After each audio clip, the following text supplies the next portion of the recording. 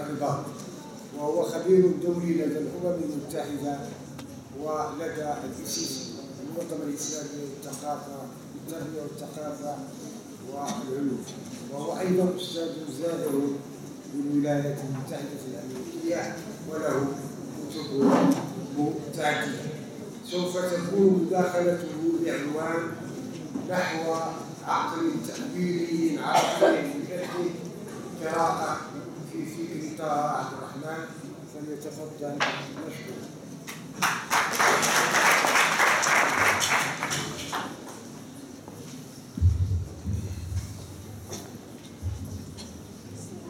بسم الله الرحمن الرحيم، وصلى الله على سيدنا محمد وآله وصحبه أجمعين. أول ما نبدأ في هذا المحفل البهيج بتقديم باقات شكر تعرق بكثير من الشغف للدكتور عبد الرحمن طه الذي نعده لا أستاذا للأجيال فقط وإنما أستاذا لفلاسفة العرب كلهم، لأنه عليه أن يقطف أثره في البحث عن التعقيد بالحضارة الإسلامية والتسليم لجعلها مسلمة وكذلك لأنسنتها. ومن هذه الصفات الثلاث نستطيع أن نقول بأن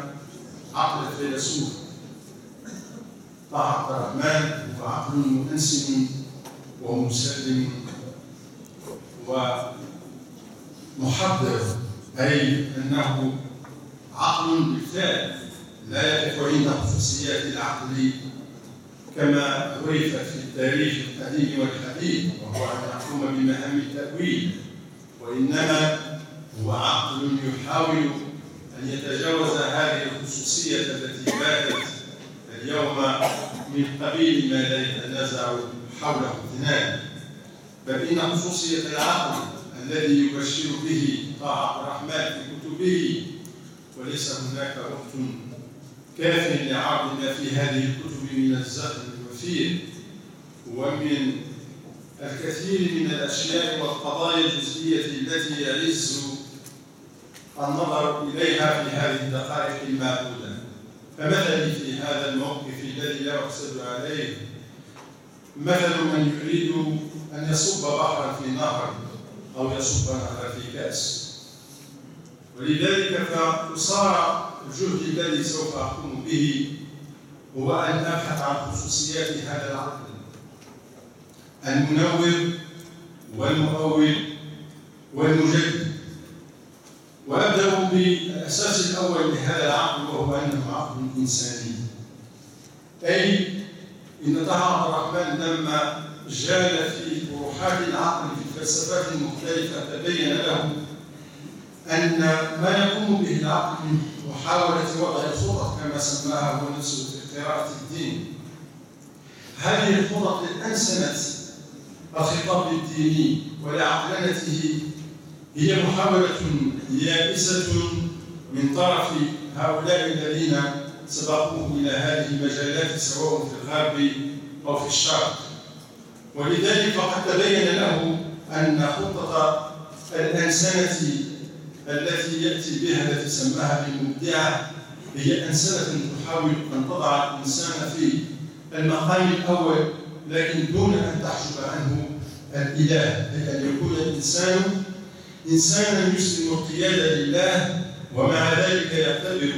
أن كل ما يقوم به هو تكريم للإنسان، وأن الإنسان إنما كانت الحكمة في خلقه أن يكرم. ولذلك فإن التحليل الذي يأتي به العقل ينبغي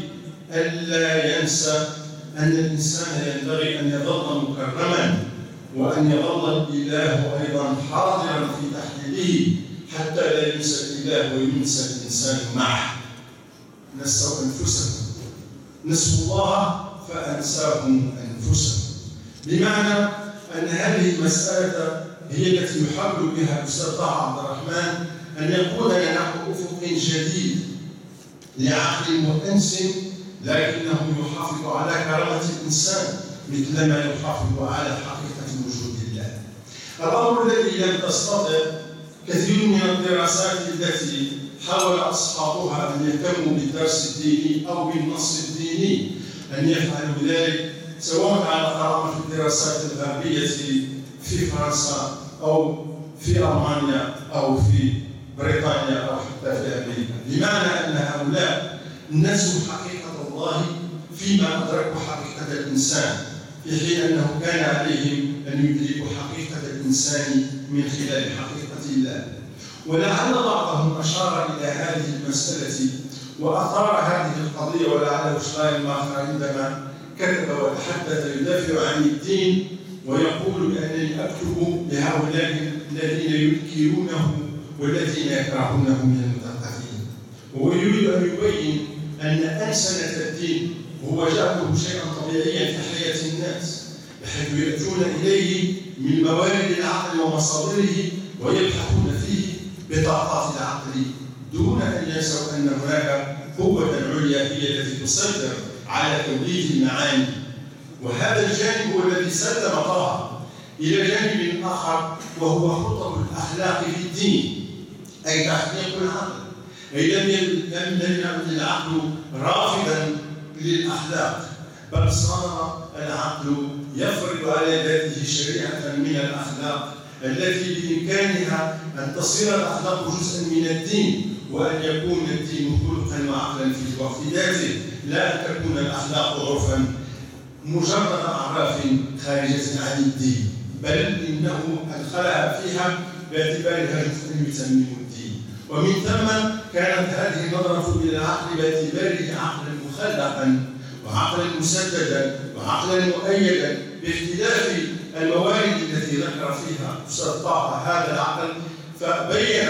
أن هذه الحقيقة الثانية تجعل من العقل أساسا مكينا لفهم الدين ولفهم ما يمكن أن يسمى الغاية من الدين، لأن الغاية من الدين هي أن يخلق الإنسان وهو أن يعبر إلى حقيقته من خلال باب آخر ليس هو باب المعرفة العلمية أو البرهان المادي أو الحسي أو البرهان التجريدي العقلي أو حتى الدلائل التي هي دلائل الألوهية في علم الكلام ودلائل الربوبية وما إلى ذلك، وإنما أيضا انطلاقا من الدلائل الخلقية العملية التي بها يكتسب الإنسان صفة المتدين، لكن باستحضار قوة الحكيمية لله باعتباره هو المشرع للأخلاق العليا، وباعتبار أن الشريعة هي هذه الأخلاق العليا.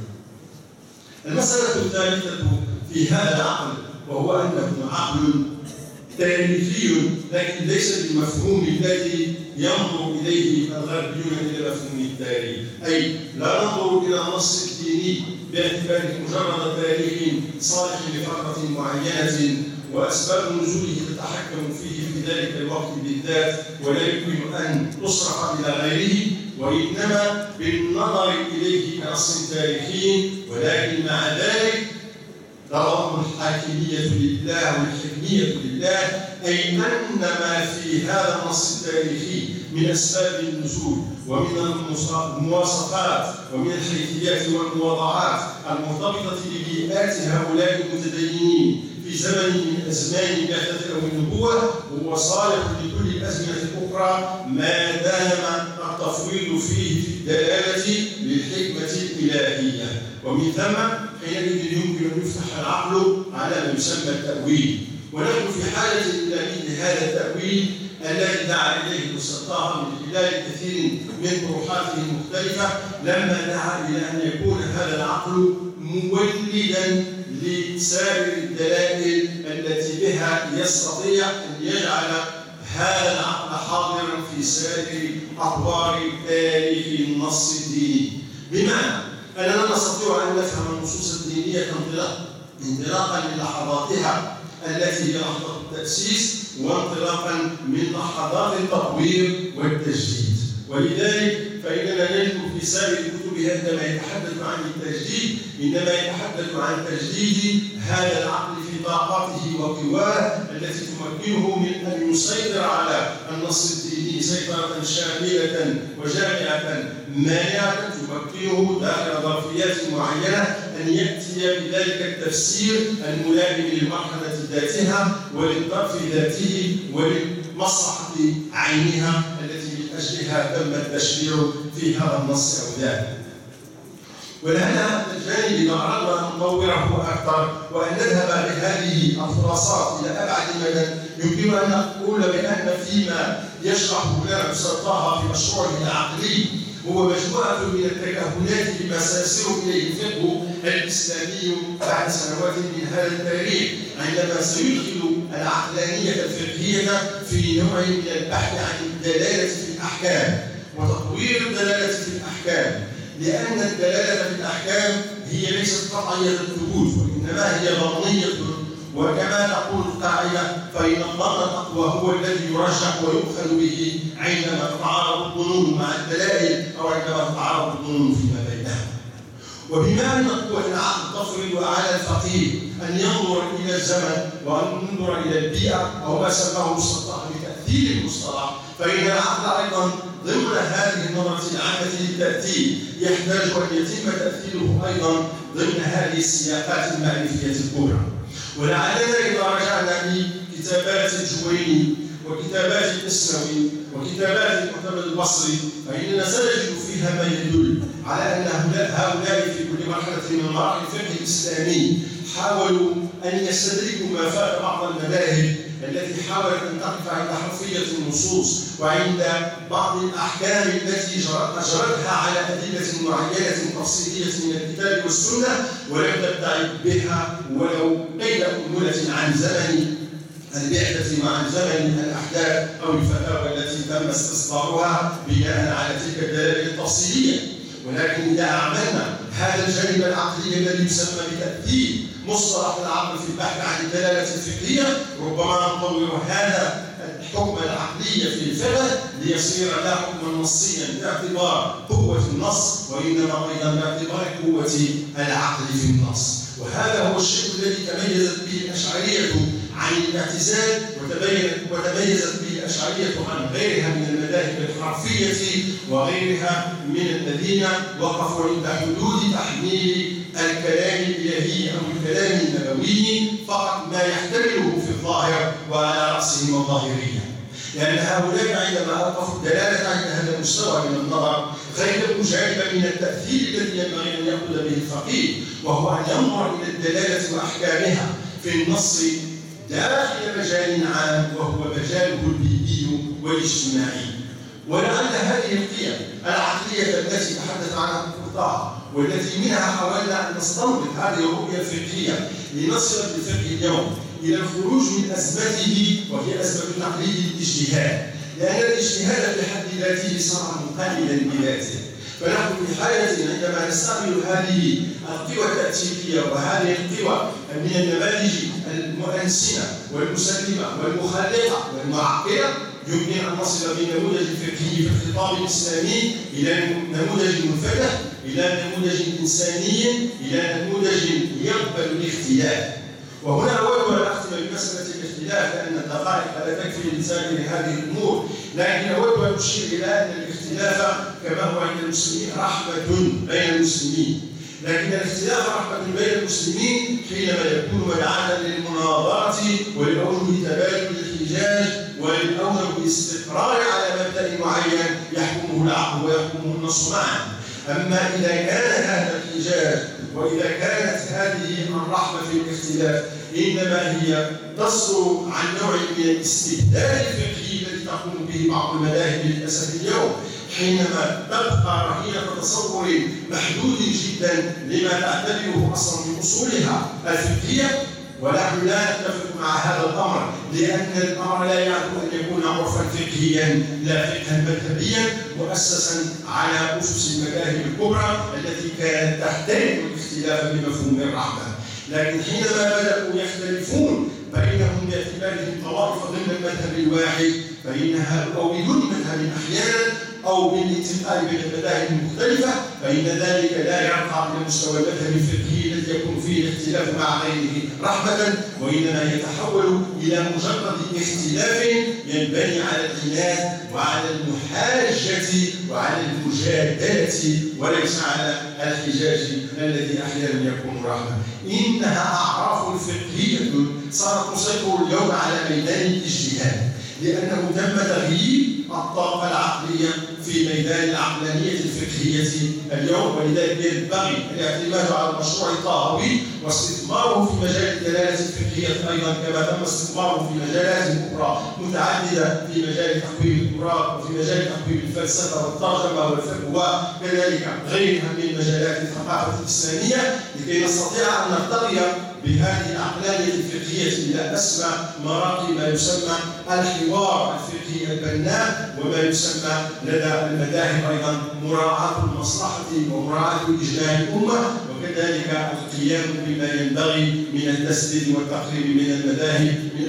من أجل المصلحة العامة، وكذلك من أجل وضع عقل فقهي يستطيع أن يسيطر على المأزق الذي دخل إليه الفقه فيما يسمى بالتطرف أو غيرها من الأشياء التي باتت اليوم واقعا لا يمكن إلا أن نطمح في يوم من الأيام لإزالته عن طريق هذه الطروحات المغذية للعقل العربي من خلال جهود هذا العالم الكبير. والسلام عليكم ورحمة الله وبركاته.